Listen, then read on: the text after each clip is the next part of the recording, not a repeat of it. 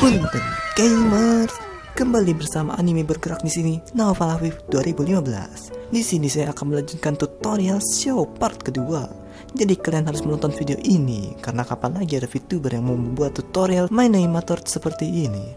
Anyway, sebelum saya melanjutkan video ini, kemarin saya lihat masih banyak orang yang salah fokus dengan karakter animeku ini. Itu sih tidak masalah bagiku, dan dimohon untuk tidak nge-save. Anyway, di tutorial kali ini saya akan menjelaskan tentang basic-basic dari Manimator. Saya juga sudah menyiapkan timestamp di sebelah kiri saya ataupun kanan. Ya, sebenarnya saya tidak tahu sih. Dan juga di deskripsi video ini. Jadi jika video ini terlalu lama, kalian bisa langsung tap di deskripsi video saya. Dan hati-hati dengan spoiler. Anyway, sebelum saya melanjutkan tutorial, kalian harus melihat ini. Kaget, ternyata saya bisa menutup muka saya dengan menggunakan hoodieku ini. Sangat tidak terduga.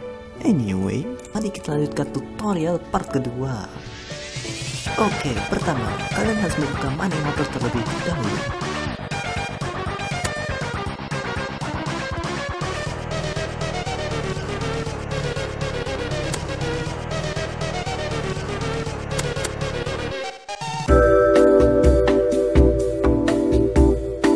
Oke, pertama, kalian harus menekan New Project. Lalu, kalian bisa tulis judul, nama pembuat animasi, dan juga deskripsi. Semuanya opsional, jadi tidak ada unsur memaksa. Oke, ini adalah work camera, tempat mengubah objek animasi. Kalian bisa menggunakan mouse dan juga keyboard kalian. Seperti klik kiri untuk memutar, klik kanan untuk melihat sekeliling, plus WASD untuk bergerak, E untuk terbang ke atas, Q untuk turun, spasi bergerak cepat, L shift bergerak lambat, mouse wheel untuk memperbesar. Ya, simpelnya kalian bisa berpatokan terhadap keyboard yang sudah saya tandai ini. Dan kalian bisa lihat sendiri hasilnya. Kemudian, ada crafting table. Ada banyak icon yang muncul, tetapi kita akan fokuskan dulu ke icon-icon yang simpel ini. Icon ini untuk menambahkan player atau mod Minecraft. Kalian bisa klik nama untuk mengurutkan dari A sampai Z, ataupun mencarinya dengan klik tombol search ini. Ada beberapa yang bisa diganti variasinya. Skinnya kalian bisa ganti sendiri.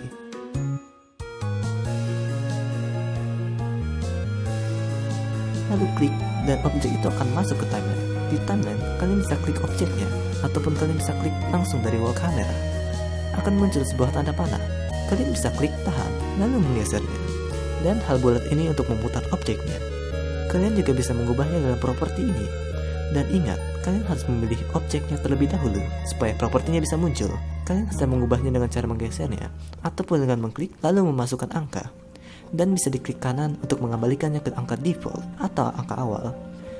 Kalian bisa mengcopy koordinat posisinya ataupun rotasinya dengan menggunakan icon ini, dan bisa mempastenya dengan menekan ini.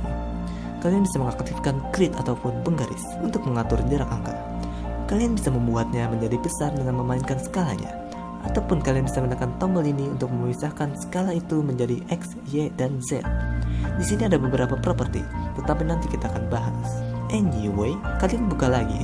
Di sebelahnya, kalian bisa memasukkan World Minecraft kalian ke dalam Manimator dengan cara membuka import scenery. Lalu kalian bisa klik more, kemudian cari map Minecraft kalian. Ingat, jika kalian mau memasuki world-nya ke Manimator, kalian harus sudah membuka world-nya terlebih dahulu lewat Minecraft. Jika belum, kalian tidak akan bisa mengimportnya. Dan jika kalian mendownload map Minecraft dari Google, kalian harus memindahkan filenya ke dalam Minecraft dengan mengetik %updata. Lalu roaming, kemudian Minecraft, lalu ke save. Atau kalian bisa pilih browser jika mau yang lebih mudah. Oke, lanjut. Jika sudah dipilih, kalian akan melihat ada Steve. Itu tempat player di saat keluar dari Minecraft. Dan jika kalian menemukan icon berbentuk ini, itu adalah tempat awal kalian spawn di dunia Minecraft. Kalian bisa menggeser mapnya dengan klik kanan, dan bisa zoom dengan cara di scroll. Tetapi, hati-hati nge-lag. Jika mouse kiri ditarik, kalian bisa memilih berapa panjang world-nya dan juga tingginya. Kalian bisa memilih tempatnya di overworld, di nether, ataupun di air. Kalian juga bisa memfilter bagian blok yang mau dihapus ataupun dibiarkan filters. Filter ini akan memengaruhi dampak pada view-nya. Ingat, kalian harus memasuki dunia ini terlebih dahulu sebelum bisa mengimportnya ke Manimator. Jika sudah, kalian tekan done. World-nya akan muncul di timeline. Kalian bisa menggerakkannya seperti objek yang tadi. Lalu sebelahnya, kalian bisa membuat item dari Minecraft. bisa dijadikan 3D, bisa terbang, bisa diputar, dan bisa dibuat untuk selalu menghadap ke kamera. Jika sudah, klik dan akan muncul di timeline. Lalu icon ini dapat membuat satu blok dari Minecraft langsung, dan beberapa bloknya juga mempunyai variasi masing-masing. Dan ini dia tips secret dari saya. Jika kalian menemukan hal seperti ini, lalu kalian tidak dapat klik tombol di bawah ini, kalian bisa klik tombol ikonnya lagi supaya blok yang kalian pilih itu bisa dibuat. Oke, tipsnya selesai. Mari kita lanjut. Icon ini, kalian bisa menambahkan sebuah blok yang sangat spesial. Karena blok ini, kalian bisa animasikan bagian-bagian tertentunya. Lalu, icon ini itu untuk menambahkan particle effect. Kalian bisa memilih template-nya, ataupun membuatnya sendiri. Tetapi kalau kalian mau membuatnya sendiri, tetapi itu akan ada dalam tutorial yang terpisah. Karena itu sudah termasuk ke tahap advance. Kalian bisa memilih template-nya terlebih dahulu. Nanti kita akan bahas bagaimana cara menggunakan particle ini. Kemudian, kedua hal ini adalah sebuah objek cahaya. Kalian bisa memakainya jika dunianya gelap. Cara melihatnya, kalian bisa menekan tombol yang ada di samping ini. Atau, kalian juga bisa menekan F5 untuk melihat hasilnya. Jika kalian merender video ini, cahaya tersebut akan otomatis ada dalam video animasi kalian.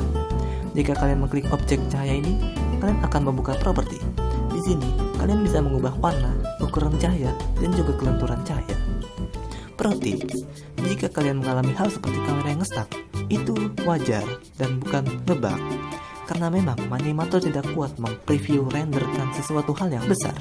Jadi jika kalian ingin merubah sesuatu, kalian bisa menonaktifkan beberapa objek. Dan jika masih tidak bisa, kalian bisa klik ketika sudah memindahkan hal tersebut dan lihat hasilnya seperti apa. Atau kalian bisa merender video kalian untuk melihatnya sendiri dalam animasi yang smooth. Kemudian, icon ini kalian bisa membuat sebuah teks, dan teksnya kalian bisa jadikan 3D. Jika sudah ada di timeline, kalian bisa klik dan sebelah kanan kalian bisa menuliskan sebuah kata yang kalian mau. Di dalam properti ini pun ada suatu tombol khusus yang dimilikinya, tetapi nanti kita akan bahas itu. Kemudian, kelima icon ini merupakan sebuah objek model yang tidak ada di Minecraft. Kalian bisa membuat sebuah custom model ataupun efek dengan benar-benar ini, dan mungkin saya akan bahas lebih dalam di tutorial yang berbeda. Icon ini adalah sebuah kamera. Kalian bisa tambah ke timeline. Kalian bisa lihat ada sebuah window kecil. Itu merupakan hal yang dilihat oleh kamera. Kalian bisa memperbesar ataupun mengecilkan window ini. Jika kalian tidak melihat window ini, kalian bisa mengklik icon di atas ini. Kalian juga bisa menggerakkan kamera ini seperti work camera. Tetapi ada 3 hal tombol yang bisa dilakukan di kamera. Jika kalian menambahkan tombol C, kameranya akan miring ke kanan. Jika tekan Z, akan miring ke kiri. Jika tekan X, akan kembali normal seperti semula. Seperti inilah icon keyboard yang bisa digunakan di dalam kamera.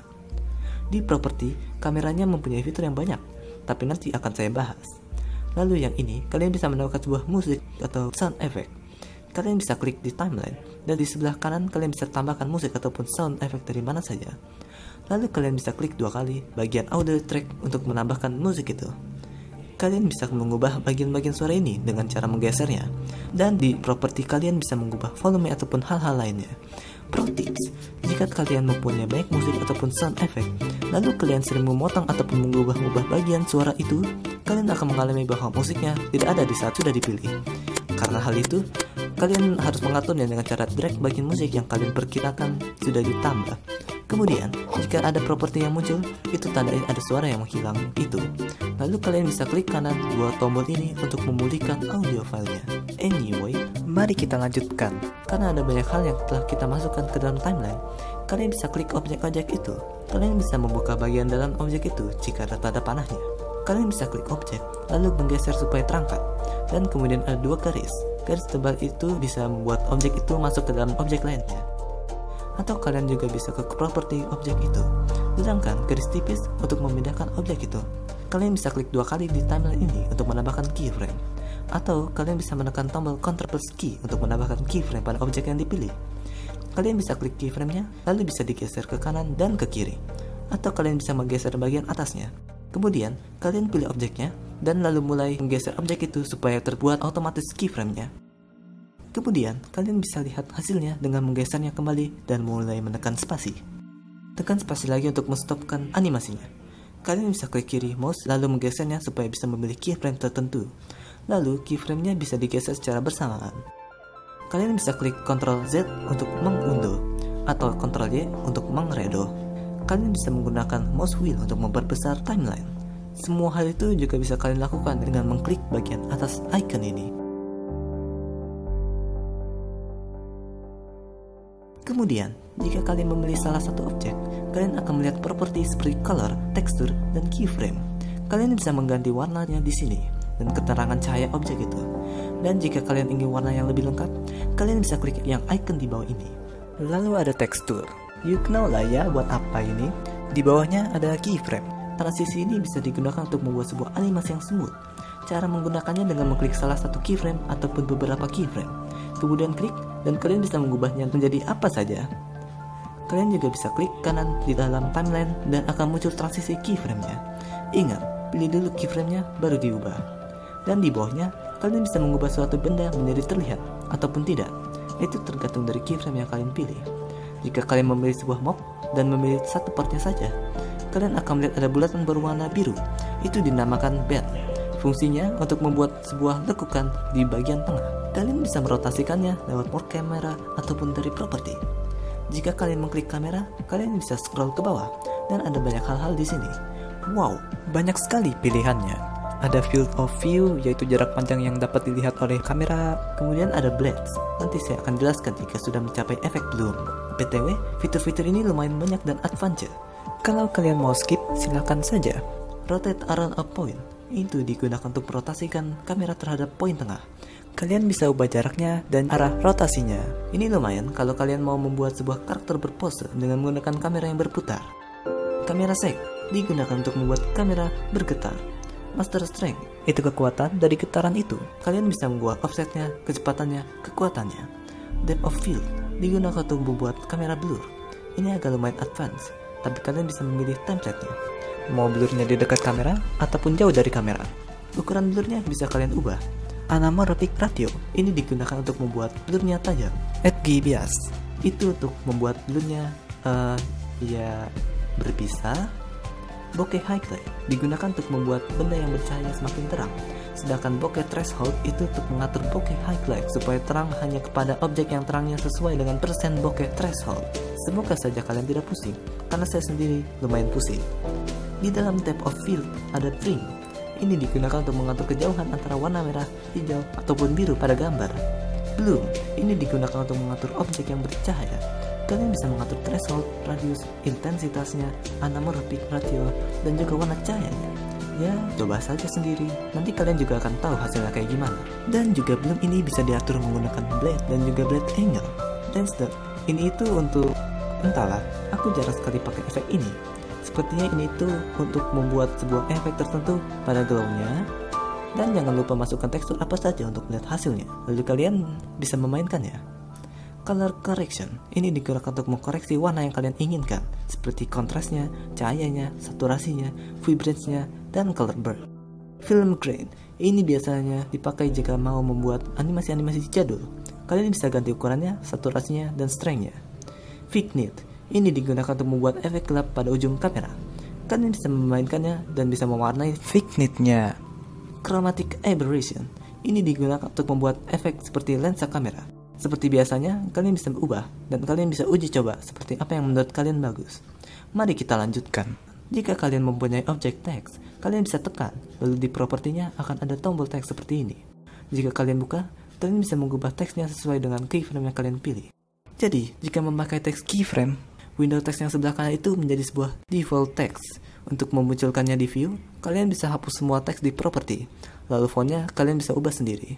Jika kalian mempunyai banyak teks paragraf dan ingin membuat teksnya tidak berubah arah, kalian bisa menggunakan kedua fitur ini. Dan tombol ini adalah anti-aliasing, digunakan untuk menghapus bagian yang tajam dalam teks itu. Ya, coba-coba saja, nanti kalian akan paham.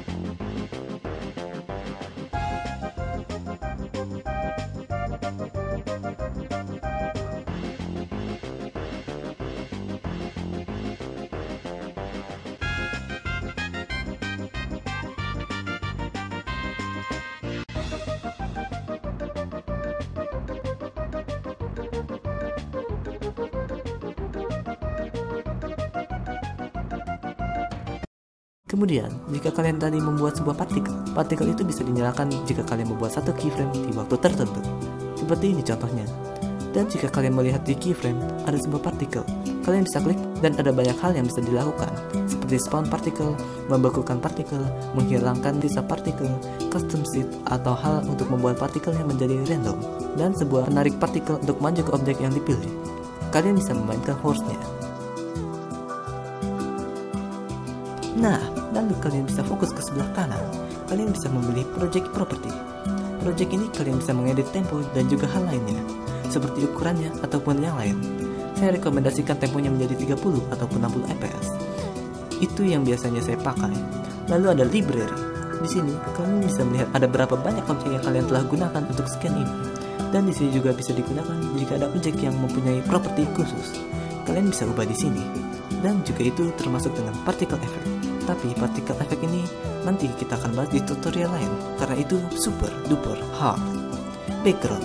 Ini tempat untuk mengatur background animasi kalian, seperti tekstur matahari dan bulan. Di sini juga bisa mengatur waktu, mengatur rotasi matahari, mengatur jarak matahari, ketajaman matahari.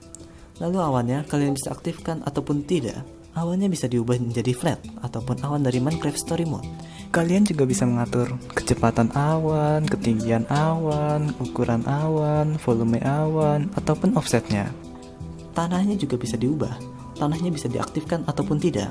Objek tanahnya bisa diganti menjadi apa saja. Langitnya juga kalian bisa ubah warnanya. Kalian bisa coba-coba saja seperti ini. Kabutnya bisa kalian aktifkan ataupun tidak. Ukurannya, warnanya, dan lain-lain. Kecepatan anginnya juga bisa kalian ubah. Dan terakhir adalah opaque div.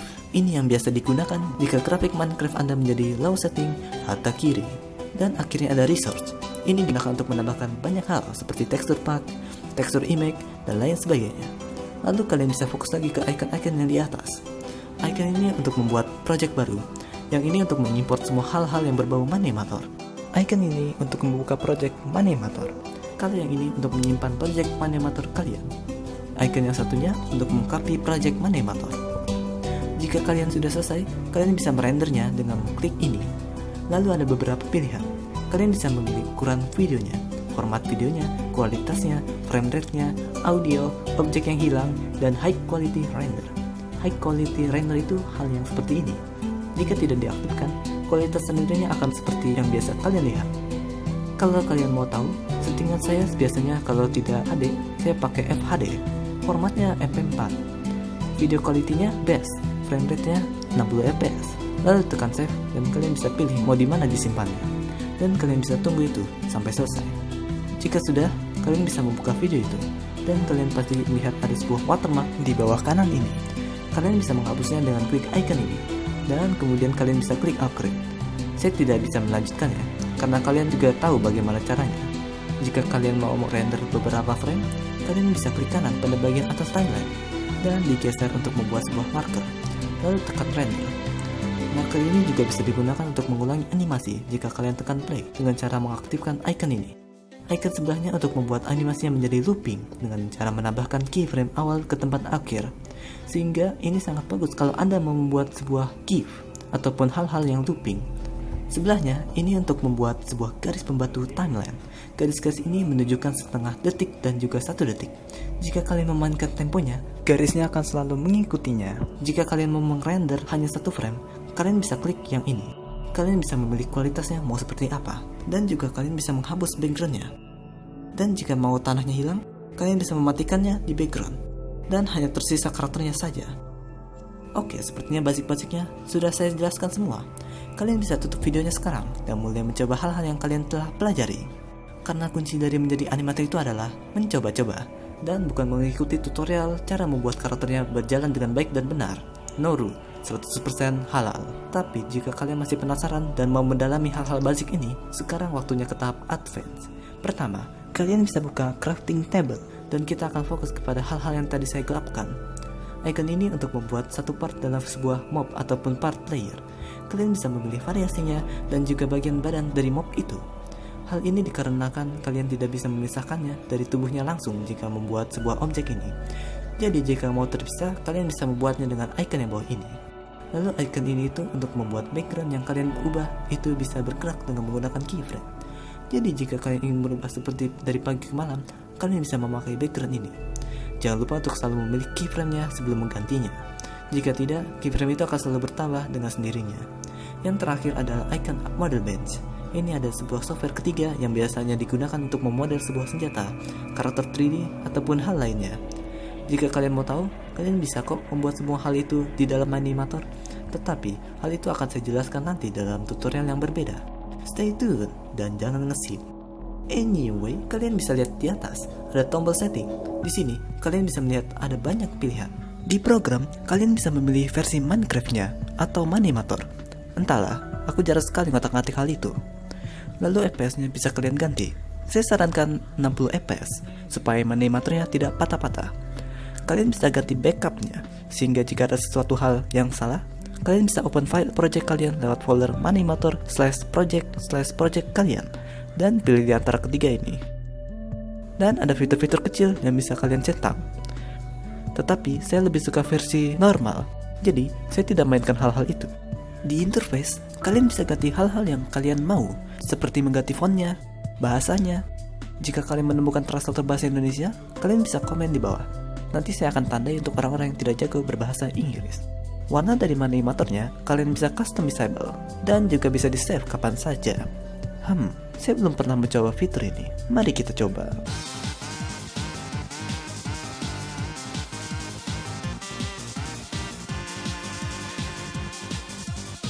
Nice, ini dia warna interface kesukaan saya. Saya akan menyimpannya, dan kalian bisa cek di deskripsi untuk mendownload hal itu. Kalian bisa open dengan menekan tombol ini. Tapi, saya tidak akan memakainya dalam tutorial ini, supaya kalian tidak pusing. Anyway, ada beberapa pilihan lagi di bawahnya. Saya lebih suka versi default, tetapi ada satu hal yang saya ganti. Saya akan centangkan tombol Compact Timeline List, supaya dapat melihat objek-objek yang lumayan banyak. Kemudian, ada Control.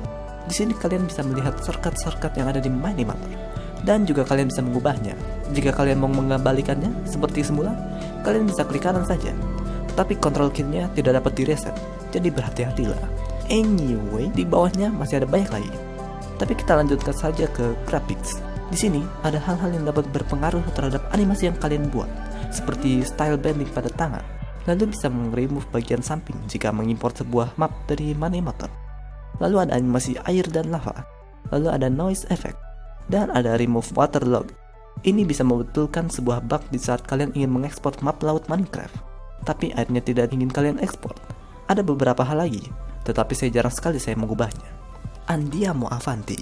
Render. Di sini kalian bisa mengatur hal-hal yang sangat penting, seperti SSAO. Apa itu SSAO? Saya juga tidak tahu. SSAO digunakan untuk membuat sebuah ilusi bayangan dari beberapa tempat, sehingga menghasilkan kesan 3D. BTW, itu teori saya sendiri. Anyway, di sini kalian bisa mengatur ukuran cahayanya, mulai dari matahari, spotlight, dan juga point light. Semakin besar, semakin bagus. Tetapi jika graphic card dan RAM kalian tidak kuat, hati-hati, software Manimator akan nge-lag dan nge-crash. Shadow blur quality juga bisa kalian ubah. Aku tidak punya settingan yang bisa direkomendasikan, jadi silahkan cari tahu sendiri. Glow objeknya juga bisa kalian ubah. Anti-aliasingnya juga bisa. Dan watermarknya bisa kalian ubah jika mempunyai Manimator yang full version. Baiklah, mungkin segitu saja. Selamat, kalian telah berhasil mendapatkan gelar profesional basic animator. Bagaimana? Lumayan bukan? Apa? Kalian masih mau mendalami Manimator lebih dalam? Oke lah, kalau begitu, saya akan membuat tutorial show part ketiga. Dan part ketiga ini adalah tutorial cara membuat animasi Noru. Kapan rilisnya? Kapan-kapan. Anyway, mungkin segitu saja tutorial dari saya. Semoga saja di tutorial kali ini, saya dapat membantu kalian untuk berkolaborasi dengan Romancer. Atau mungkin bisa membantu kalian untuk merakit PC dengan baik dan benar. Jangan lupa untuk tidak ngesing, karena lebih baik uangnya untuk anak yatim. Anyway, sampai jumpa lagi di episode tutorial show.